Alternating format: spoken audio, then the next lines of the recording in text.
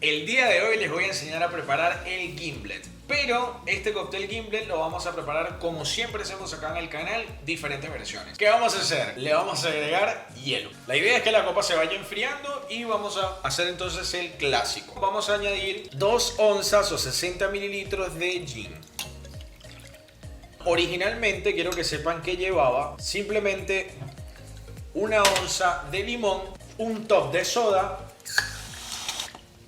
y ya está. Yo lo que voy a hacer es añadirle un poquito de azúcar para que no sea tan astringente.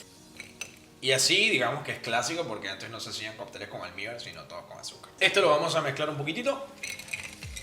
Vamos a hacer entonces el batido. Para hacer el batido vamos a añadir entonces 1 onza de jugo de limón y 1 onza de almíbar simple. Y por supuesto, de último, las 2 partes de gin. Entonces, ¿qué hacemos? Pasamos el líquido de un vaso a otro, sellamos la coctelera y batimos. Colador, sacamos el hielo, servimos. Por último, lo vamos a decorar con una rodajita de lima. Entonces, bueno, les dejo por acá, digamos, una versión más moderna de un gimlet y por acá una versión clásica. El día de hoy les traigo el exquisito, famosísimo y único Gin Tonic. Vamos a arrancar primero que nada utilizando hielo en los dos. Vamos a tratar de esta copa enfriarla un poco y así también ese hielo baja. Perfecto. Y vamos a agregar la misma cantidad de gin en ambos vasos. ¿Cuánto? Lo estándar que enseñamos acá en el canal, 2 onzas o equivalente a 60 mililitros.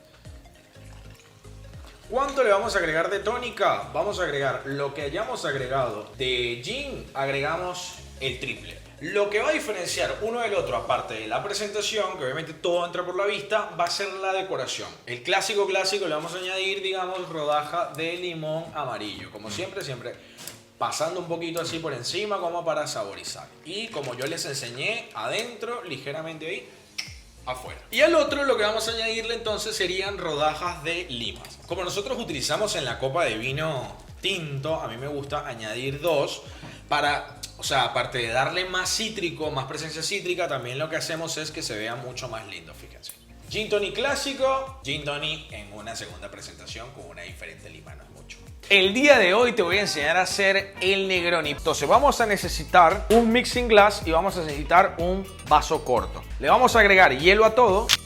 Una vez que ya tengas tu vaso mixing glass y el vaso donde vamos a hacer el cóctel, es importante refrescar el mixing glass para darle la temperatura adecuada. Vamos a quitar el exceso de agua porque lo que queríamos era darle temperatura al vaso de composición, al mixing glass. Vamos a añadir una parte de cada uno. Una parte de Campari. Me empiezo a alegrar cuando empiezo a servir. Luego vamos a añadir 1 onza de vermut rosso. Miren cómo ya baja el hielo, es una locura. El tercer ingrediente sería el gin. Generalmente se aconseja que sea London Dry. Si también quieres ver las diferencias de los gines, te dejo acá para que vayas a ver los diferentes gines. A esto, ahora lo que vamos a hacer es vamos a añadir más hielo porque queremos que no se ahúe tan rápido. Una vez que tenga hielo, lo que vamos a hacer es tirar facha con la bar spoon y luego vamos a remover, así. Empezamos lento y luego vamos aumentando la velocidad. Está súper listo. Acá vamos a otra vez filtrar el exceso de agua. Servimos. Cuando lo elaboren, le den el detalle al Negroni que merece. De hecho, pudiésemos darle más detalle. Vamos a cortar primero los polos, después el corte guía y después entonces venimos con la rodaja. Fíjense esta hermosa rodaja. Y cheers. Negroni clásico.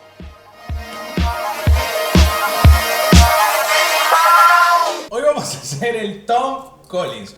Como siempre, lo primero que necesitamos es un vaso con hielo. Una vez que tenemos el vaso con hielo, vamos a añadir gin.